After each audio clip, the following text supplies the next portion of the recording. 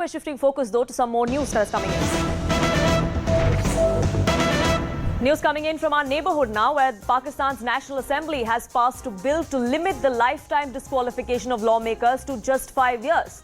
That now frees up former Prime Minister Nawaz Sharif to return from London to Pakistan and to play an active part in politics. This also comes ahead of the general elections that are slated in the country later this year. So let me take you through what exactly this particular bill is, what are the provisions that the Pakistan National Assembly has made.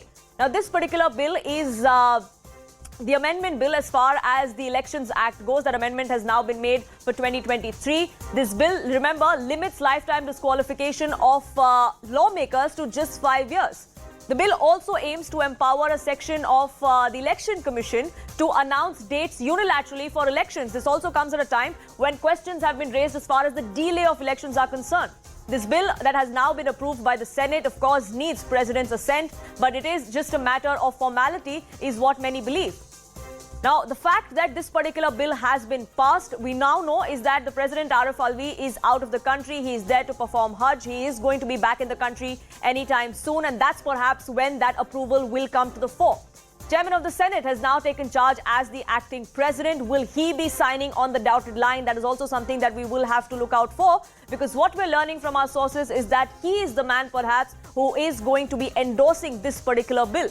Remember, with Pakistan's Tehreek-e-Insaf backing the President Arif Alvi out of the country to perform Hajj, we've now seen that the chairman has come out and taken charge as the acting president, which is why these changes have been made. What effect that is going to have as far as the country's national elections go, we'll have to wait and watch out for. This new bill actually paves the way for the return of the former Pakistani Prime Minister Nawaz Sharif as well. Here's why. The PMLN says that their leader will return to Pakistan once the dates of general elections are announced. Nawaz Sharif will be joining active politics soon. That's another confirmation that has come to the fore. The elections are likely to be held in October in our neighborhood in Pakistan, long delayed in fact. But before joining active politics, Nawaz Sharif would still need to get the decision of 2 anti-corruption cases against him. They have to be overturned. Only then can he make his way through active politics. Nawaz Sharif was, remember, disqualified for life in 2017 by the Supreme Court. That decision could be overturned on the basis of this particular amendment that has been passed now. In the same year, he was convicted in corruption cases by accountability courts as well, which is why unless there is a nod coming in from these courts, he cannot contest this time around.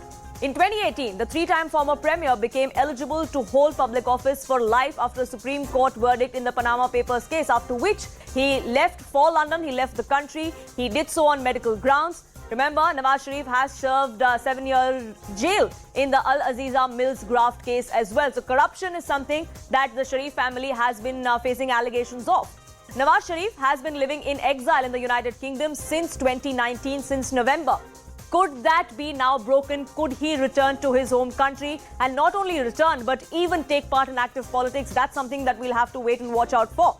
Anand Narasimhan, my colleague, getting us more details on this and perspective. Anand, what does this mean for the country and for the neighborhood as well? Well, the big news is that Nawaz Sharif's return is a matter of time. It's not now, it's in just a few months, and they will wait for the change of tenure of Chief Justice Bandial to demit his term, and the new Chief Justice Isa Khan also to come on board. That will happen sometime in September. That's around the time that they believe that the dates for the elections would be announced. The elections could happen sometime towards November or December by the end of this year.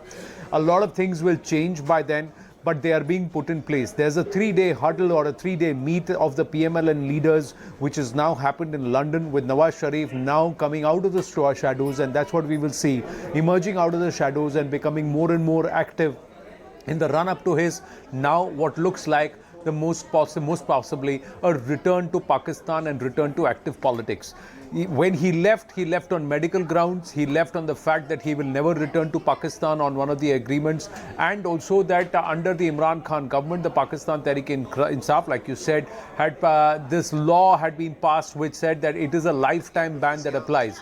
Now they have said that no matter what the ban, what the charge of corruption, the ban from active politics will be only for 5 years. Now in India, a convicted MP is disqualified for 6 years.